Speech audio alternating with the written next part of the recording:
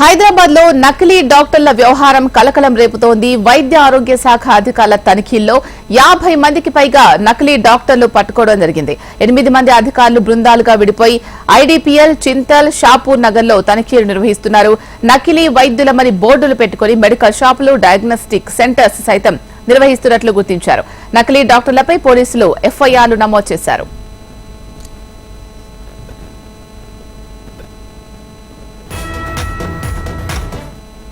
హైదరాబాద్ లో నకిలీ డాక్టర్ల వ్యవహారం కలకలం రేపుతోంది. వైద్య ఆరోగ్య శాఖ అధికారుల తనిఖీల్లో 50 మందికి పైగా నకిలీ డాక్టర్లు పట్టుకోవడం జరిగింది.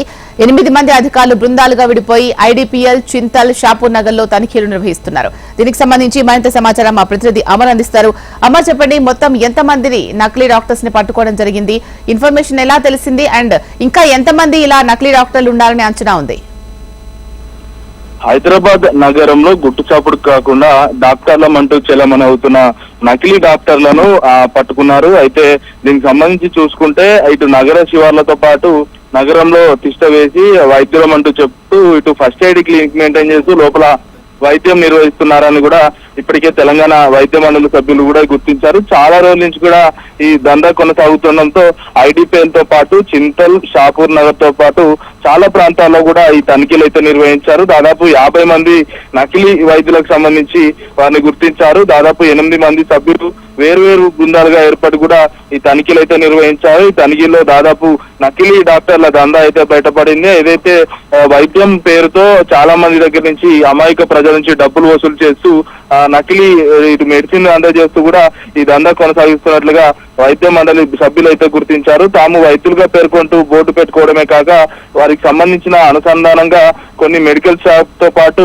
డయాగ్నోస్టిక్ సెంటర్ కూడా నిర్వహిస్తున్నట్లుగా గుర్తించారు. వీటన్నిటిపై కూడా పోలీసులు కూడా ఫిర్యాదు చేశారు. దాదాపు 50 మందికి పైగా కూడా నకిలీ వైద్యులకు సంబంధించి కూడా పోలీసులు అయితే ఎఫ్ఐఆర్ చేశారు. ఇలాంటి ఉపేక్షించేది లేదు. ఓన్లీ అంటే అర్హత కలిగిన వైద్యులు మాత్రమే, ఎంబీబీఎస్ అర్హత ఉన్న వాళ్ళు మాత్రమే వైద్యం చేయాలంటూ కూడా ఇప్పటికే తెలంగాణ వైద్య మండలి సభ్యులు అయితే సూచిస్తున్నారు. ఇలాంటి నకిలీ డాక్టర్లను తో పాటు వీళ్ళు మరోవైపు ఆయుర్వేదిక్ లాంటి క్లినిక్ నిర్వహిస్తున్నారో వారిపై కూడా దృష్టి సారించారు. ఇప్పటికే ఆయుర్వేదకు సంబంధించిన కూడా బీడీఎస్ లాంటి అంటే డిఫరెంట్ కోర్సెస్ ఏదైతే మాస్టర్స్ ప్రోగ్రామ్స్ చేసిన వాళ్ళ మాత్రమే అర్హత ఉంటుంది. కానీ అనర్హత ఉన్నవారందరూ కూడా చాలా మంది ఆర్ఎంపీ డాక్టర్లు కావచ్చు, చాలా మంది ఫస్ట్ ఎయిడ్ క్లినిక్లతో పేరుతో ఇలాంటి మోసాలకు పాల్పడుతున్నారు. నకిలీ వైద్యులుగా చెలమని అవుతూ కూడా చాలా మంది ప్రజల దగ్గర ఏదైతే డబ్బులు వసూలు చేస్తూ ఆ వైద్యం సంబంధించి కూడా మెడిసిన్స్ సంబంధించి ఏదైతే ప్రాక్టీస్ మెడిసిన్ ఉంటుందో వాటిని మాత్రమే సేల్ చేస్తున్నారు. వీటన్నిటికి సంబంధించి కూడా ఫిర్యాదులో పేర్కొనడంతో దాదాపు 50 మందికి పైగా కూడా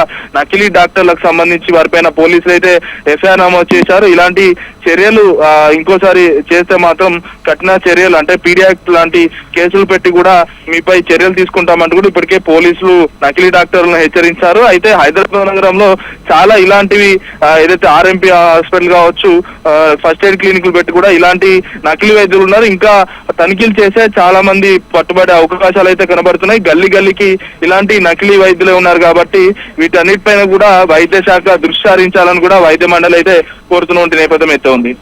రైట్, థ్యాంక్ యూ అమర్.